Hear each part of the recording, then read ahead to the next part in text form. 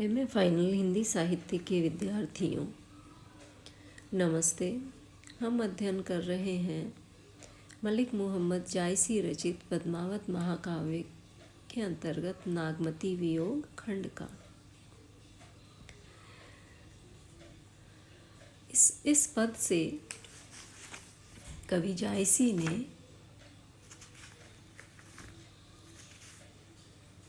नागमती विरह वर्णन को 12 मासा द्वारा प्रारंभ किया है। जायसी ने विरह वर्णन में 12 मासा शैली को अपनाया है। यह आषाढ़ माह से प्रारंभ होता है। पद इस प्रकार है।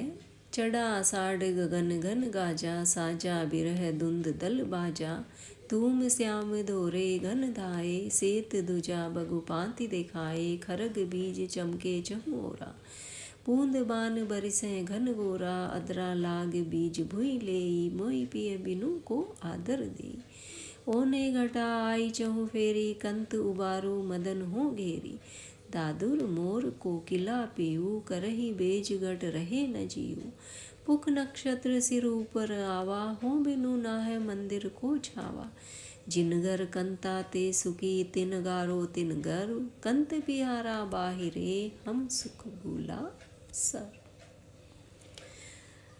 चढ़ा आषाढ़ गगन घन गाजा।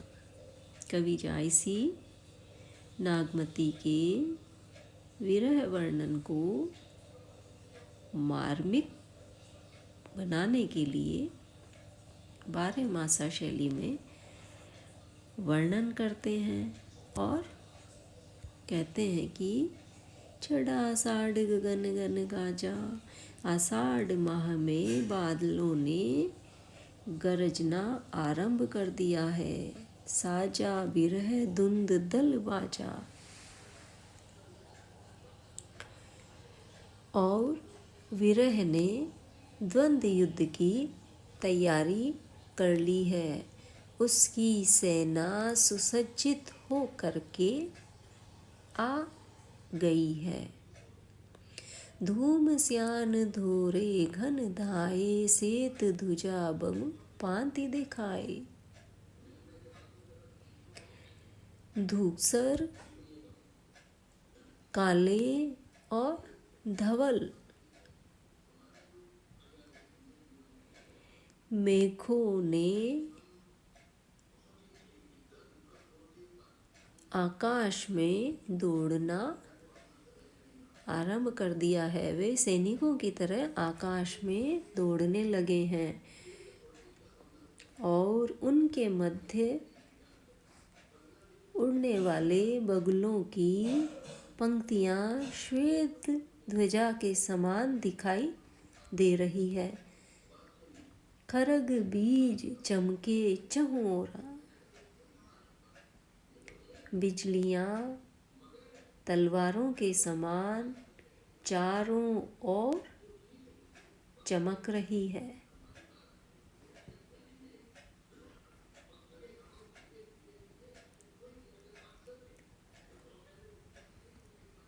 बूंद बान बरिसें घन घोरा, और मेघ बूंद रूपी बाणों की घनघोर वर्षा करने लगे हैं। अदरा लाग बीज भुई लेई, मोहि पिय बिनु को आदर देई। आद्रा नक्षत्र के लगते ही बिजलियां चमकने लगती हैं और वर्षा प्रारंभ हो गई है, अर्थात भारी बारिश होने लगी है। मोहि पिय बिनु को आदर देई। नागमती सोचती है कि ऐसे मौसम में पति के बिना मुझे कौन आदर देगा। ओने घटा आई चहु फेरी कंत उबारो मदन हो घेरी। घटाएं उमड़कर चारों ओर छा गई हैं। नागमती पुकारती है कि हे प्रिय मेरी रक्षा करो, मुझे काम की सेना ने चारों ओर से घेर लिया है। दादुर मोर कोकिला पियू करही भेज गट रहे न जीव। मेंढक मोर कोयल और पपीहा शोर मचा रहे हैं और इन सभी की आवाज़ मेरे हृदय को भेद रही है। मेरे शरीर में प्राण अब रहना नहीं चाहते, वह शरीर छोड़कर भाग जाना चाहते हैं। पुष्य नक्षत्र सिर ऊपर आवा, हो बिनु नाह मंदिर को छावा। पुष्य नक्षत्र भी अब सिर पर आ गया है।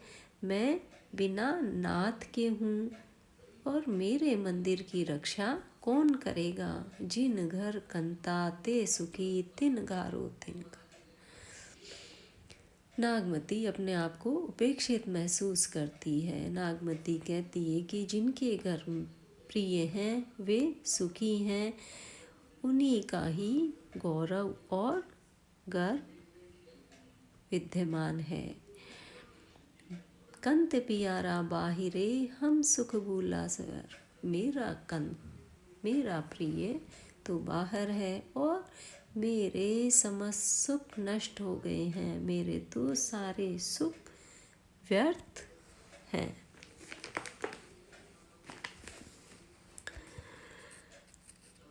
तो यहाँ पर कवि ने उन्मुक्त भाव व्यंजना की है और हिंदू नारी की विरह वाणी को वर्णित किया है, उसकी सात्विकता और पवित्रता को बनाए रखते हुए। कवि ने प्रकृति का उद्दीपन रूप में चित्रण किया है। सांग रूपक अलंकार है।